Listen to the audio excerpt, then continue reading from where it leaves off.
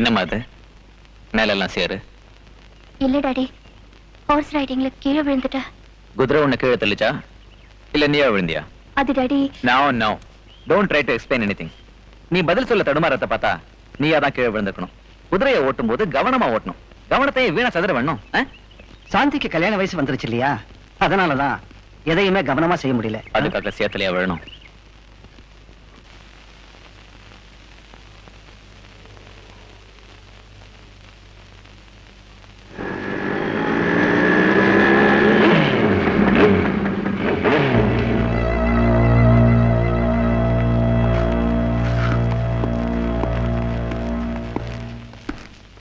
காதல் நினைவா நீங்க எழுப்பின கருப்பு தாஜ்மஹாலா? எங்களை பொறுத்த வரைக்கும் இது உலகத்துல 8வது அதிசயம். காதலிச்சா எங்களுக்கு பிடிக்காதுன்னு உங்களுக்கு தெரியல? தெரியும்டா, பாவம் மறந்துட்டாங்க. நான் காதல் கண்ணுல பாரு. எந்த கையால எழுதுனீங்களோ அந்த கையாலே அழிச்சிடுங்க. என்ன பாக்குற? ஹெல்மெட் பேசணும் எதிர்பார்க்கறியா? இந்த மாதிரி சின்ன விஷயத்துக்கெல்லாம் ஹெல்மெட் பேச மாட்டாரு. அவரை பத்தி ஊரே பேசும். அவரோட எண்ணத்தை பிரதிபலிக்கத்தான் இந்த லெஃப்ட் இந்த ரைட். இப்ப என்ன பண்ற? நீ எழுது போய் அழிக்கிற. எழுதுனது நீங்க அழிக்கல, உங்களையே அழிச்சிடுவோம்.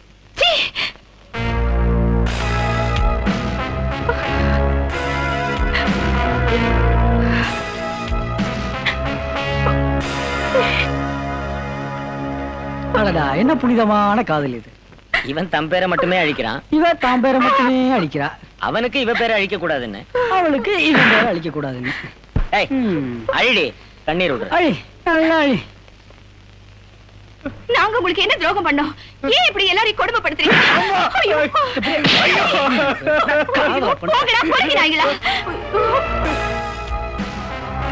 பாத்தியாடி, நீ சொன்ன வார்த்தையில் ஹெல்மெட்டுக்கு எப்படி வேர்த்திருச்சு.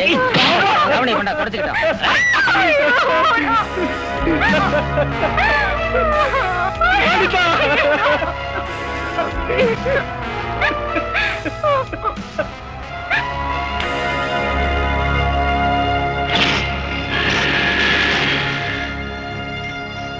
உன் உணர்ச்சி எனக்கு புரியுது சாந்தி. நானும் அவன் மேல நடவடிக்கை எடுக்க காத்துட்டு இருக்கேன். ஆனா அதுக்கு தகுந்த ஆதாரம் வேணும்.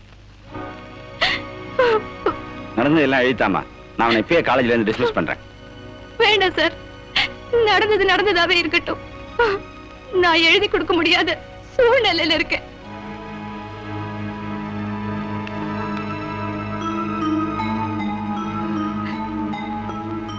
என்ன மன்னிச்சிடு சாந்தி.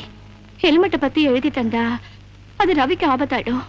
அதனாலதான் எழுதி தர மாட்டேன்ட்டேன். நீ இவ்வளவு கோழையா இருப்பேன் நான் நினைச்சு கூட பாக்கல. உனக்காக நான் வந்தேன் பாரு.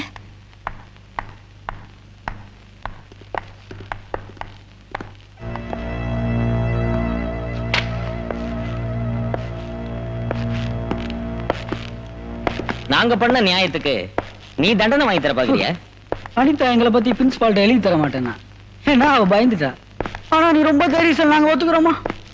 ஏய், அனிதாவுக்கு நடந்தது தாண்டி உனக்கும் தைரியமா போய் எழுதி குடுறி. பாவனி, ஒரு பொண்ணோட மானத்தை காப்பாத்த போய் உம்மானம் பறிபோக போகுதடி.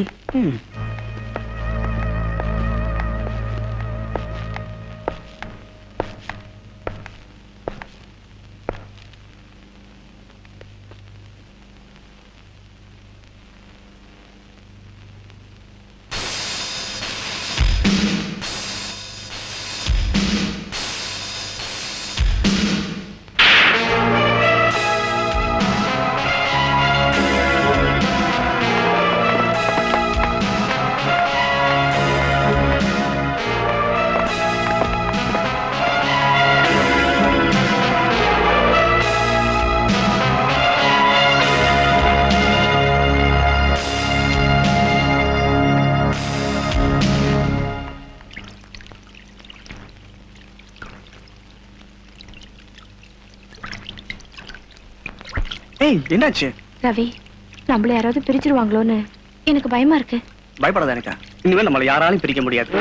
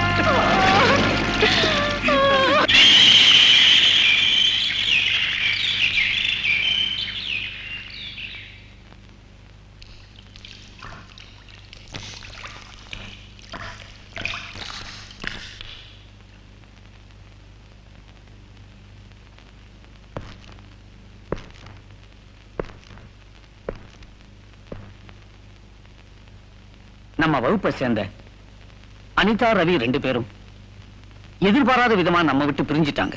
அவங்க ஆத்மா சாந்தி அடைய நாம எல்லாரும் ஒரு நிமிஷம் மௌனமா அஞ்சலி செலுத்துவோம்.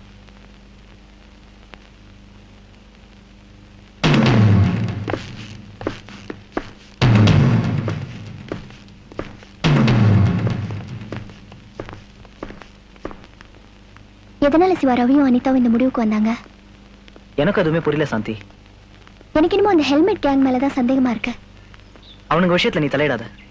அவனுங்களை நான் பாத்துக்கிறேன். சரி சிவா, நான் வீட்டுக்கு போறேன், நீங்க ஜாக்கிரதையா இருங்க. ம்.